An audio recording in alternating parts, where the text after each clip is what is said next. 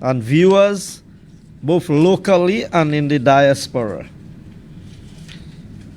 We are here and we are going to have mostly a singular focus on the issue of crime that continues to plague our country with no indication that the government has the capacity, the ability, or even the willingness to address the crime situation in St. Lucia. So, bon matin, nous allons parler about situation crime qui a affecté St. Lucie. A content from Monsieur Chico, candidat nous pour Castries East, qui a fait bataille en élection contre premier ministre là, qui ministre qui responsabilité pour sécurité pays. Tout le monde en St. Lucie qui dépend à sous ministre qui a pointé pour ouais dat bagay lay vini pour manager crime en pays manager bien. Now we need to understand how government operates. Government appoint ministers. A minister is the highest authority. And let me explain that. A minister is the ministry. And anybody can go and check the staff orders, the constitution, whatever you want to look at. A minister is really the ministry, and all the employees under this ministry is carrying out the directives, the policies, and the recommendations made by the minister. So when you have a minister of national security, everybody who works under the guidance and leadership of that minister. And the same applies to Ministry of Health, same applies to Ministry of Tourism, same applies to Ministry of Infrastructure. So, content Monsieur Chico dit, le premier ministre l'a dit, il pas en police. C'est pas là chef police. C'est pas police nous a pointé pour faire ministre. So, si c'est un police qui supposé faire ministre, il n'y Jeremiah Norbert là qui était en police. Pour qui ça y pas bail ministre.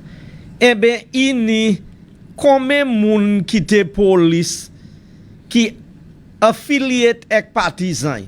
Eh bien, preyon se police là qui là et fait yo fait ministre. Because si pour manager crime comme ministre ou dit ou parti police. Now, an comprend ça bien.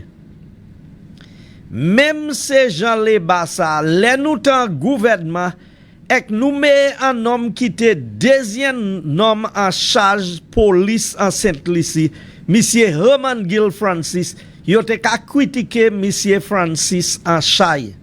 Mais Monsieur Francis c'était un top primaire ministre National Security passé Monsieur Philippe J. Pierre Café à Brézan. Et nous kay espitié ba. So an gade combien moun qui a mort pour l'année qui passé. Nous pas juste parler about les bad, nous pas parler about les flambotants gouvernement. So en 2018, 40 moun mort, that is 40 murders. En 2019, that's 2019, 45, that's 45. En 2020, 2020, 55, that is 55 in 2020. In 2021, now mwete wish, mwete séparé, changer flambeau en pouvoir pour half en 2021. 2021, élection couillée en juillet. Juin, c'est June ek juillet. Combien moun qui te ha mort les Saint-Lucie aller en élection? Est-ce nous limo ça là? 25 moun. Leba parti vini en pouvoir pour deuxième half l'année. N'a changé on est janvier, février, mars. Then on est avril, april, mai, june, july. So 7 mois te ha passé en l'année. Et on est 25 moun qui te ha mort par crime en pays. Pour dernier 5 mois, les bas fait 49 moun morts en pays. Saint Lucia, we are not politicizing crime. We are talking about the real figures. Because I've heard many callers to talk shows say, oh, the crime rate went to that number under Alan Shasney when he was prime minister. But they failed to indicate that in 2020, for the whole year, we had 55 murders. In 2021, we ended up with 74. 74. Mais pour premier 7 mois en l'année, à date flambeau te style en pouvoir, nous teni oni 25 moun qui mort. Et pour l'autre 5 mois en l'année, à les bas nous teni 49. 49 people died the 5 months of labor. It's as if in St. Lucia, there is something that attracts murders when labor is in office. So you think it ended there? In 2022, 2022, 76, 76 murders. In 2023, you had 75. 75, c'est 75.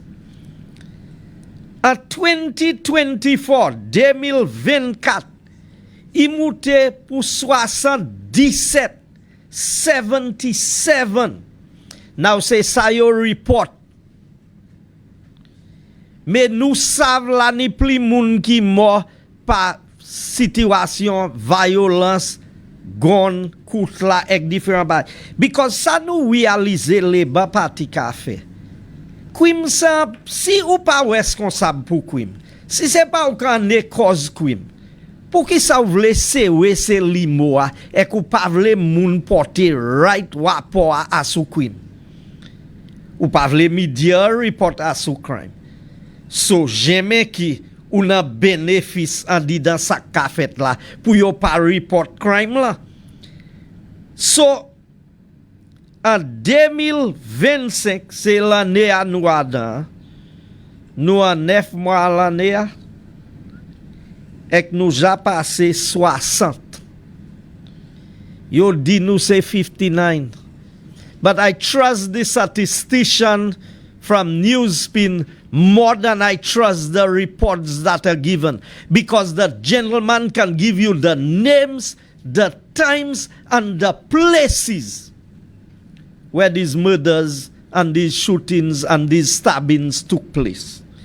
And he has been doing an excellent job. And I have to compliment Timothy Polion and Newspin for keeping St. Lucia in the know of what is happening with crime in St. Lucia. Content from rapport. Just mweski decimen. Nous jani 12 moun qui touvé koyo tué en Saint-Lucie. en 2 semaines. La ni pays en Caraïbes là pour whole l'année ça yo pour ni 12 moun qui mort. Exactly si Jean 12 adan just moins qui 2 semaines. Or just à peu près 2 semaines. Adan ti population qui ni 180,000 moun. 180,000. Autant moun ka mort par crime. Excel ça nous attend premier ministre là réponse li c'est ma police. Papa moi qui te police.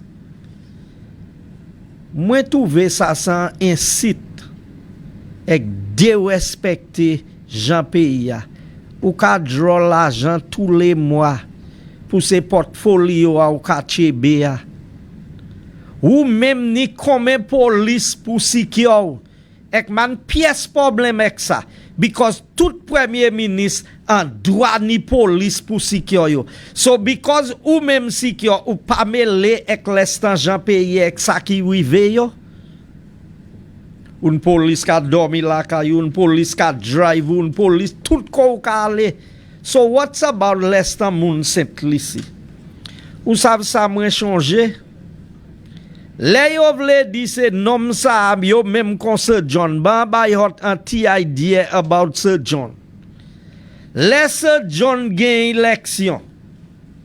Ek imouté la kaili en monchi. Monjiwo. To be more precise. Ek iwe en police bokaili. La ek i di vin fe security. Ou savez ki ou sa Sir John di? Sir John di more right la kay mwen. Se moun Saint-Lucie yo ki besoin protection. Ale protect se moun. That is what a real prime minister. Now, situation a changé. So my di that Premier ministre n'a pas supposé ni protection.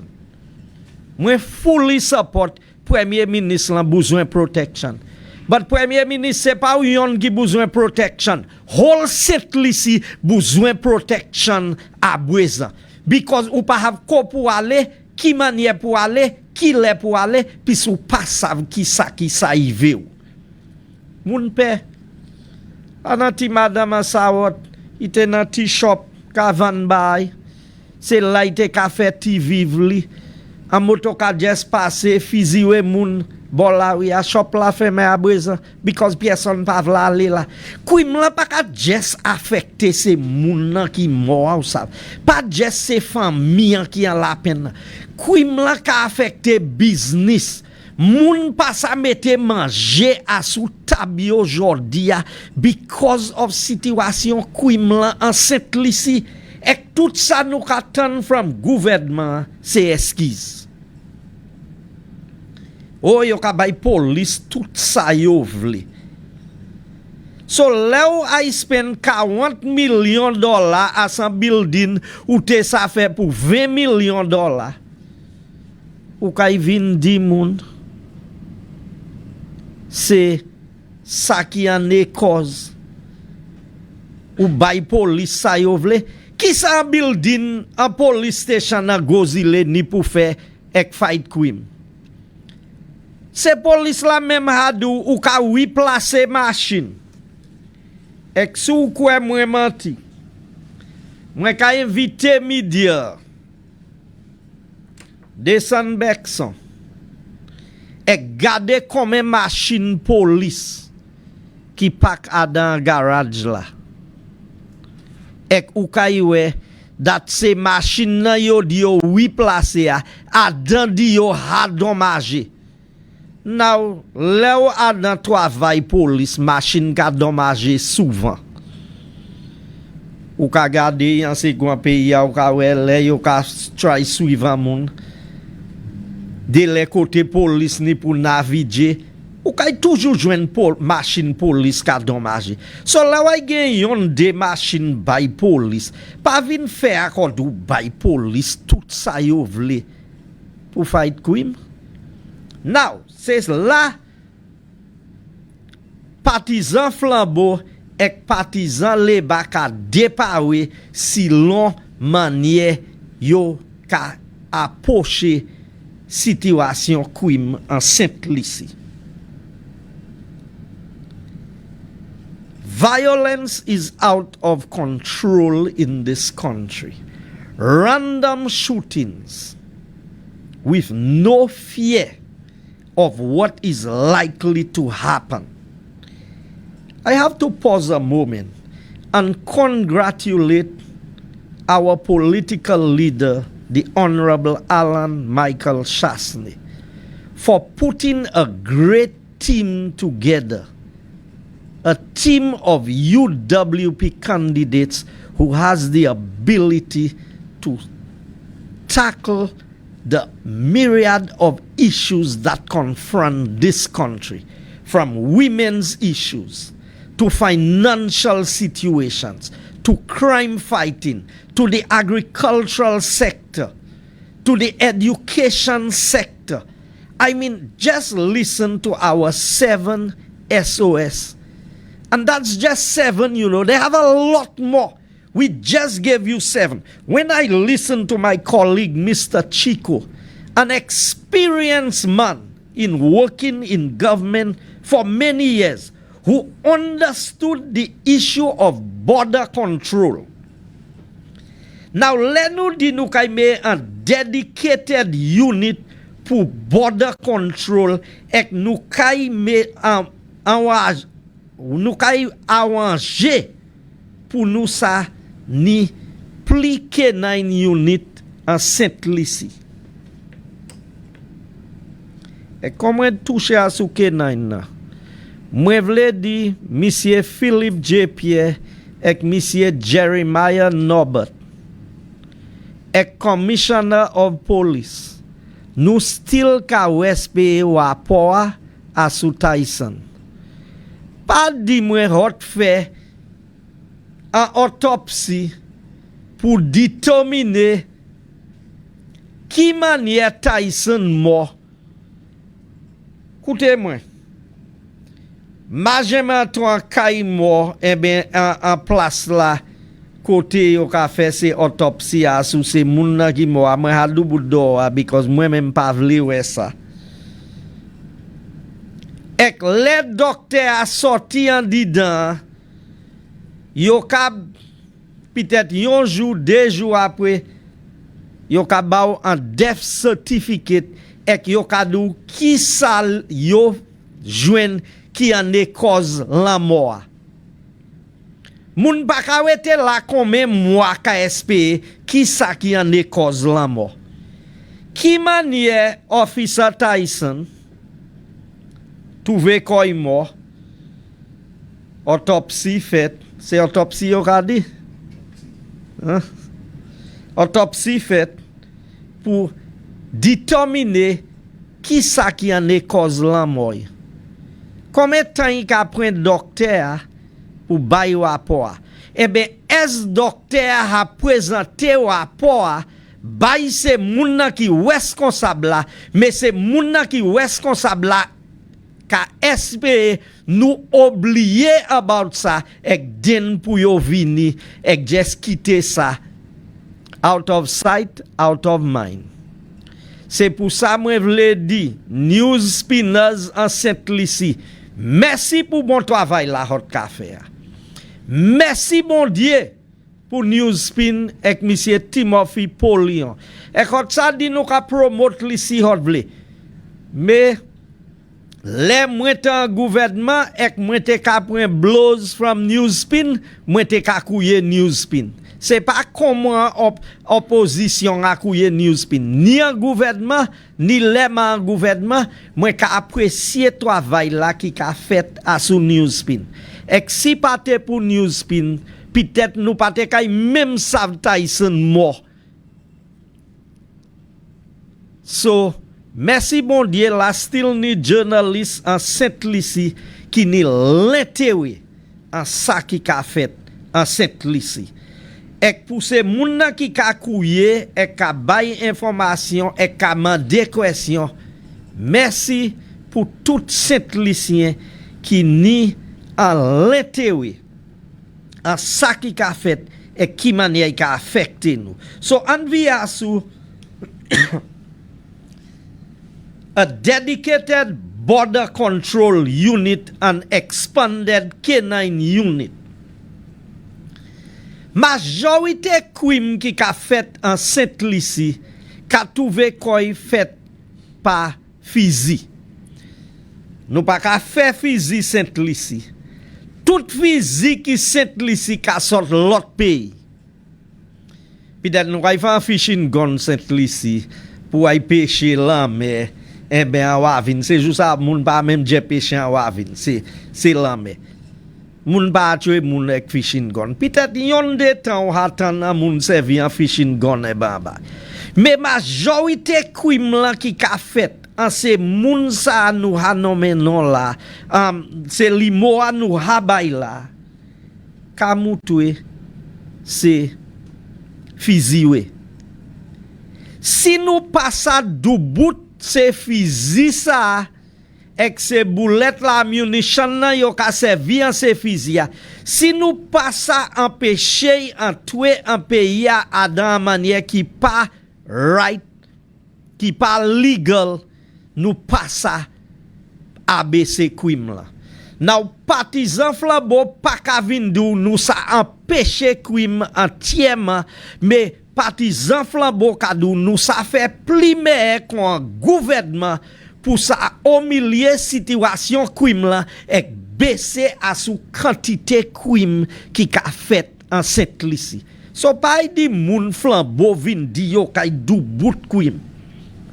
Because l'année c'était bail ou pas empêcher. Mais l'année bail ou ça fait pour ABC qui autant souvent. So si yo pas ka joindre gon et yo pas ka joindre boulette pour mettre gon et qui ça yo kay fusil ces moun là.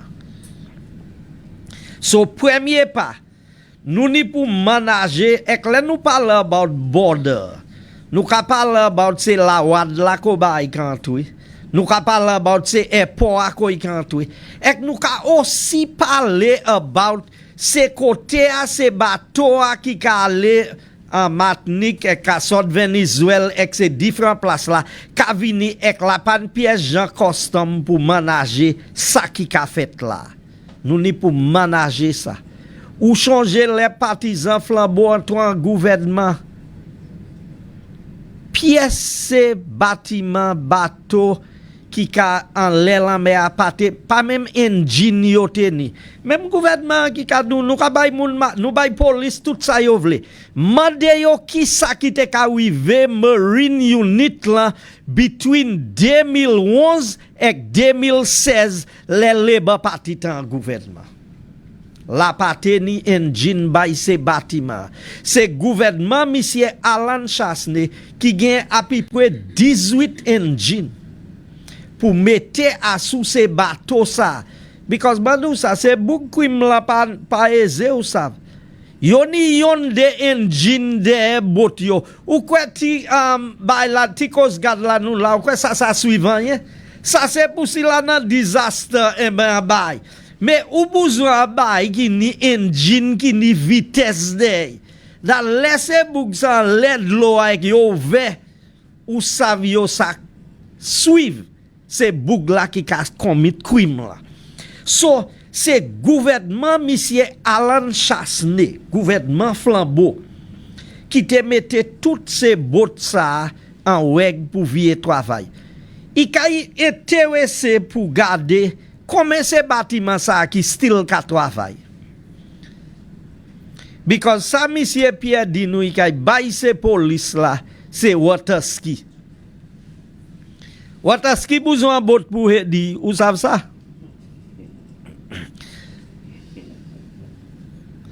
Si c'est jet ski a même ni engine, mais si c'est water ski, on ne peut pas water ski à dans bail et qu'on peut dire, moi pièce police à ce water ski juste toujours. Mais premier ministre l'a dit bail water ski pour yo travail. So let nous parler about pour nous goumer crime. Nous ne pouvons pas crime, nous ne pouvons pas illegal drugs qui cantuent en pays because Si nous pas un bon border control unit, nous pas kay sa manager ça. So, monsieur Chikoba, nous 5 différents pas. 5 différents pas nous kay servi. Et bien nous kay implémenter. Premier idée nous kay introduce a dedicated border control unit. Now moi vle comprendre ça bien.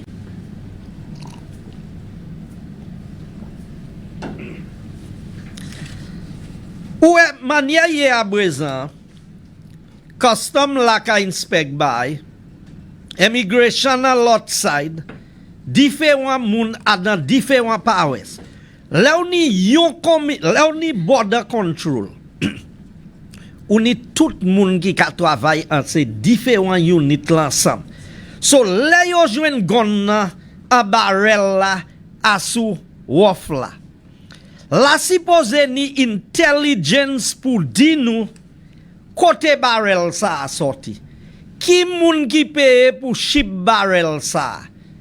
Ki les bâtiment qui prend manifeste pour barrel la? Because mwen vle Saint-Lucien kopan. Barrel pas ka sortir ciel et tomber Saint-Lucie. C'est pas les de l'eau à nous qui collecte ces barrel là. Barrel là ka vina sans bateau.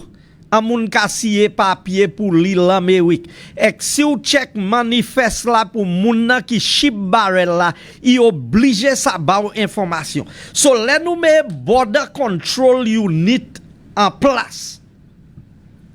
Laissez fusil en tuer illegal en pays.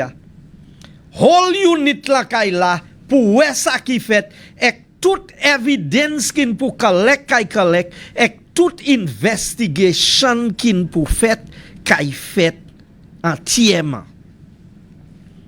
So ça pas ça dit les custom joindre et ben si custom decide pour quitter passer. But c'est police la kay la pour ça. Because c'est police, c'est pas custom officer qui a goumé contre ces crimes là qui a fait d'or là, c'est police là. C'est la vice police là qui en wis. So let tout monde qui travaille en bas yon unit. Den même si la yon moun qui kochi, nous obligés joindre yon ebe de moun qui doit en parmi qui kay doué bay ça, nous pas ça quitter ça passer. That is the strength you are going to get with border control. Ek le nou di nou kay expand K9 unit la. Mwen vlo kopan sa. Because la ou na K9 unit, la ou ten Tyson pa have ki moun ki minister ek ki moun ki citizen. Tyson pa have ki moun ki police ek ki moun ki security officer. I pa have ki moun ki drug baron, I pa have ki moun ki just vin collect a bay. Sel sa Tyson sav, I kay sniff a bay ek si lan l'argent, si lan drugs, si lan gun, I kay bawan signal lan a bay ki pa dwet. I pa kay sav sa ki moun ye, because Tyson pa sa read ki non ki aso barrel la. Mais c'est les autres moun nan ki la sa rid non. So let Tyson découvert ces bail ça. Et moi j'attends ki man ya Tyson mort mais mo ka di rien.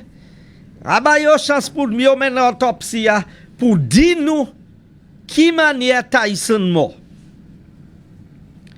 Because moi tan c'est pas prisonnier Tyson prisonnier pièce.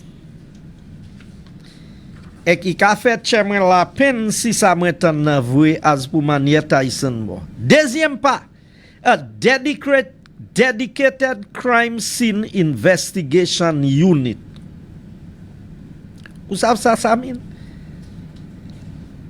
Là on y un crime fait en côté. On dit à vous police la investigate li. Demain police la sous livre. Alors take over ou pas ça. Les ou ni en caisse pour manager. So let nous parler about nous kay ni a dedicated crime scene investigation unit. La kay ni moun ki professionnel a sou team sa. Sou besoin pièce forensics fait ou kay ni moun forensic la sou team la. So yo sa pren bay lek, yo sa ale an lab la one time. In the forensic lab. Ou kay ni moun se moun sa kay indépendant, yo kay pa ko yo ka travay. Ek se yo ki kay préserver evidence là. Now maintenant ministre gouvernement du bout en parlement et ka di chose about evidence là yo di ki te ped là. Ils savent bien evidence la pa te custody suites. Evidence te a dans deux containers qui te pas de place là. Et que police la même savent ça because information sort from police même. Police même savent that pièce evidence parté en building les building trouvé koy croisé. So la pan pièce raison pour mentir. Si hot pa nan yen pou se we, pa vin menti about by that moun sav. Because moun sav sa pa fet. So, nou hadi nou kayna dedicated crime scene unit, investigation unit. Nou kay reform system justice la. Ek nou kay eseye pou mene pli kes adan bout. Dat moun kay still ni la foi en système. En chay moun j'appelle la foi en système justice simple ici. Now, moi kay dou, tout gouvernement qui ja travail, ka pon met bay, et c'est pas tout qui ça fait. Mais les nous en gouvernement, nous joignons office DPP a presque pas de moun ka travaille dedans. Gouvernement flambeau by DPP a tout ça été besoin. Department Attorney General la paten assez avocat. Nous bayo sa yo te besoin pour travail. So la ni moun ki ka pon met ou, le ba ka pon met ba ya akodi c'est pas yo qui en gouvernement. Yo ka parler hodi ya akodi c'est flambeau qui en gouvernement et qui en opposition. So, content from Monsieur Chico, bon matin. Les nous me se bay sa, nous kay introduce sa yo kouye bench trials. So, la kay ni bay ki kay fait top pli vite et case management. So, lesa ou kay get rid of backlog la ou niya. Nou kay demande accountability. Because ou pasa ni responsabilité pour faire un travail et que les avini ou kaban nou esquisse pour travail là. Chef police kay ni pour accountable. C'est caporal là qui in charge là yo kay ni pour bay rapport. C'est magistrat qui est assise en kay l'audience. Et que les moun laisse police la travail ou dans sa caisse. Et yo présente evidence là. Et c'est magistrat qui a quitté ces moun là presque free of charge. C'est bay ça ni pour examiner. So les nous garder ça, nous pas juste dit border control. Et les nous dit nous kay engager ces community a. Nous n'y a plan en manifesto 2021 nous about Kwimoussa. C'est pas l'histoire nous ka vin di ou ici a. Le baki ka tire tim. OK? Mweni ek mwen vle n'importe moun peut-être ou sa joine manifesto UWP online. Allez read page 12 et 14. Page 12 et 13. Et ou kay we bagay flambeau te ka fait by police.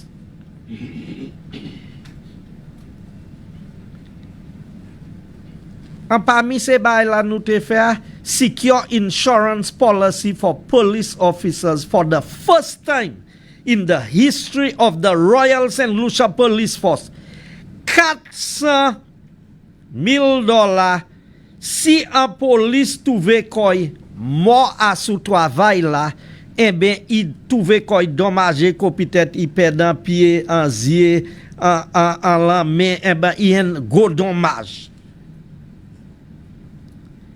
Ça nous attend à présent, c'est gouvernement l'État pas qu'à payer insurance là on time.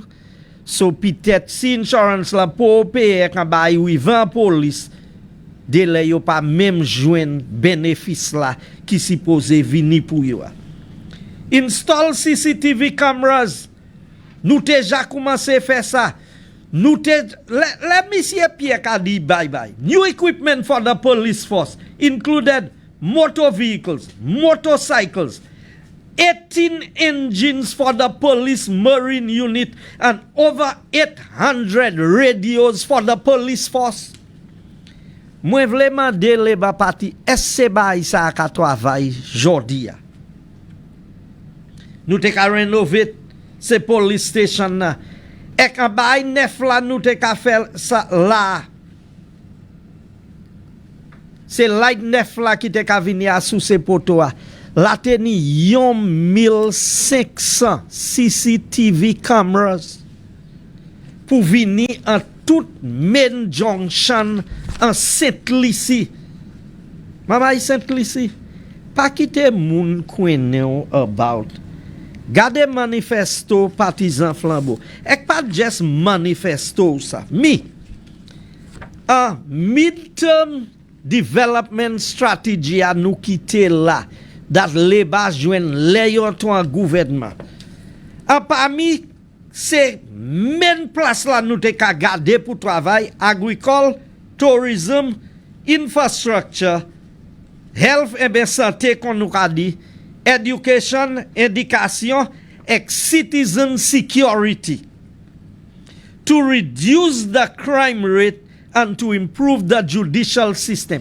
Et nous ni toute manière pour mesurer est-ce nous te ka fait pour goué, eh bien est-ce nous pas te ka fait pour goué. La moi vle dire makadou l'histoire mili 2011 Manifesto Labour Party. Gade depuis qui tan yo ka promettre même ces noms là.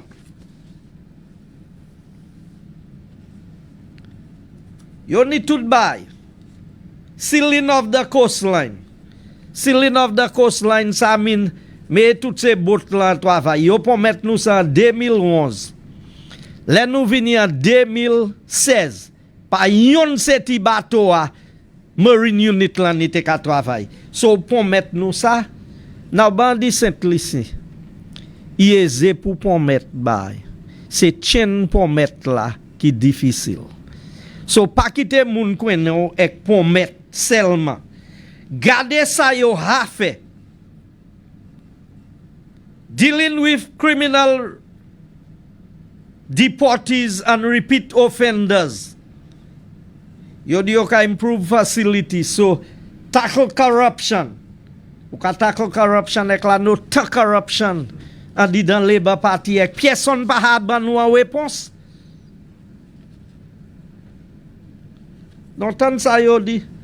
We will commission new crime fighting tools like an automated fingerprint identification system. Ou changer les partisans flambeau te try di moun nou suppose ni fingerprint. Ou changer qui laisse premier ministre qui te vini di personne pa bay fingerprint yo. A premier ministre Labour Party. Ou changer ek yo ten pour mener loi pour montrer c'est lui même qui te passé loi. Pas d'où ça. Les Parti ça danger ou ça Saint-Lucie. Danger oui.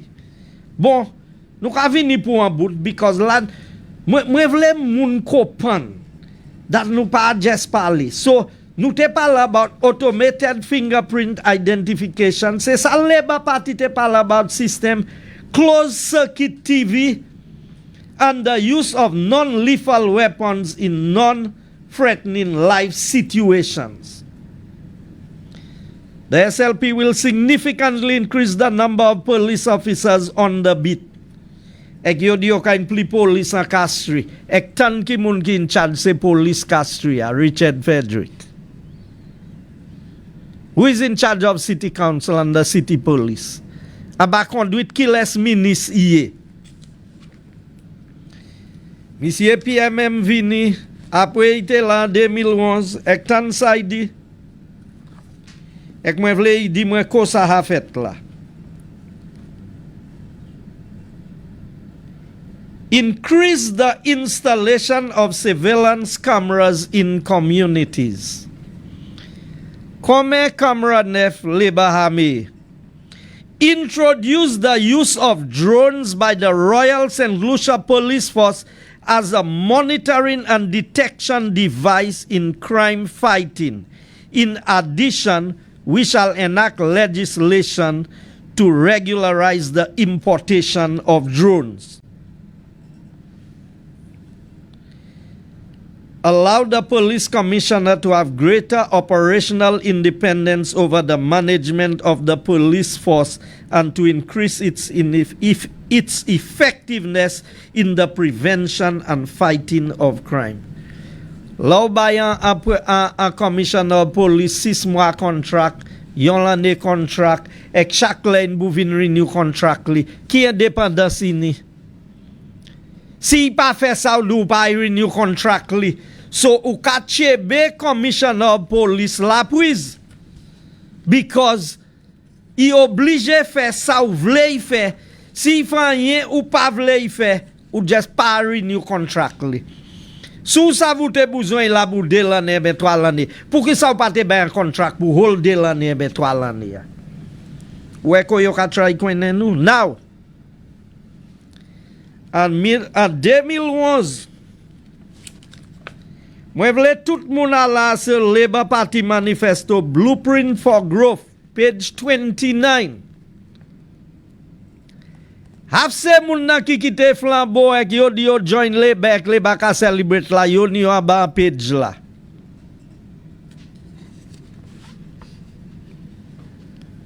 Tan se title la. Government minister arrested. Another creditor demands payment from Minister Mondesi. Another MP arrested. Cops take over Frederick's customs case. King bends over for Wycliffe. Could a murderer be the next Prime Minister of St. Lucia? I am Bruce Tucker. None of us is safe. Who threatened Lady Janice? Le ou marche bay. Ou pasa irreasonably. Même si ou tiye en les social media mwen live la. Pa mwen ki print manifesto hot. O di a hot ka celebrate tout se moun sa. E ka try fe simpli sien kwe. Se flambeau ki pa bon. So le yo, depi yo se le ba yo bon, me depi yo se flambeau yo pa bon. St. Lucia, we need to open our eyes to the reality that our crime situation is out of control and our crime situation is not being addressed by this Labour Party administration. We have every reason to believe that the government is heavily compromised and cannot take a hard line to fight crime. We need a change in the leadership of this country. We need to send a strong signal. If Jamaica could address its crime situation, if Giuliani could reduce crime to that extent in New York City, a little country of 180,000, all of us are related. Now I want to send a message there because it's a hopeless situation with the Labour Party government. But I want to appeal to the good sense of all of us as St. Lucians. Let us not destroy each other because this Labour Party is failing us. I am appealing to those who are contemplating violence, those who are contemplating committing a crime. Let us rethink our position as a people. We are better than what we are seeing happening today.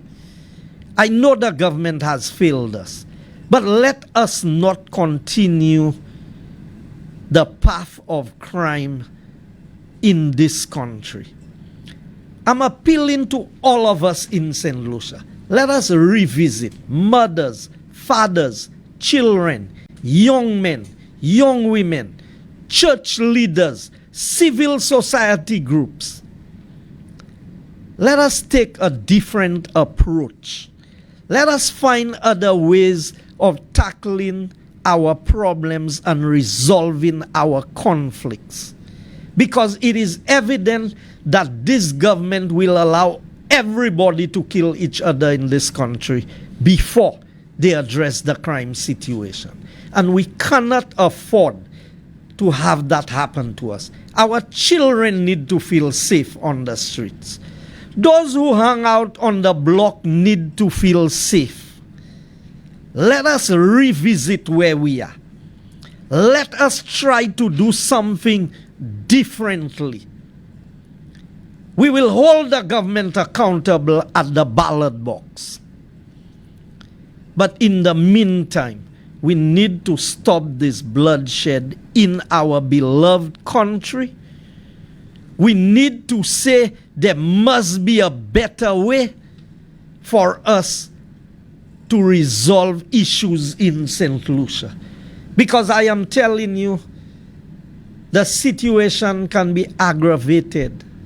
Because when you don't see justice, when you don't feel a sense of being heard and being treated fairly, sometimes you are tempted to take matters into your own hands. But I'm appealing to everyone. We can do better than that. I have faith and confidence in St. Lucia. I don't have faith and confidence in the leadership of the Labour Party and the present government. But I still have faith and confidence in the people of St. Lucia that we are better than what is being displayed today. Let us try in every way. Mothers, speak to your children. Find out what they are doing. Teachers at school. Those of us in the churches who have an influence over young people. Let us use it in a positive way. Friends, I am telling you, do not encourage your friends to get involved in fighting and in criminal activity. Diffuse the situation. Do not escalate it. Walk away from trouble. Walk away from a fight. That will not make you a weaker person. That will make you a wiser person. And so, as I bring my presentation to a close on this, I want to say to all of us that I am confident that St. Lucia can do much better than where it is. And while we don't politicize crime, let us not support politicians who are criminals. Let us send a strong signal that we are going to have zero tolerance as a nation towards leaders who are facilitators and enablers of criminal activity. They get away while the average man on the street suffers in prison. Too many of our young men. I met a group of young men as I closed yesterday, and we were having a conversation in their bar in Badney, and they were telling me, what is it? What are the opportunities that are there for us? Things are hard. There's no money. We go to work, and the money we earn in cannot even cover our bus fare and our food for lunch for that day. So sometimes we have to find a better path for our young people. And I can show you, in the Labour Party manifesto, you know what their solution is? STEP and the extension of the NICE program. STEP will not solve our financial problems. STEP is on at most 3 times a year. $500, 3 times a year. And sometimes the same person only gets STEP once. So we know that's not the solution. We have a better solution with our 7 Save Our St. Lucia, and I trust that our presentation on crime and crime fighting plan of the United Workers' Party will inspire some hope and give you some confidence that there is something to look forward to when the election is called. I thank you, and God bless.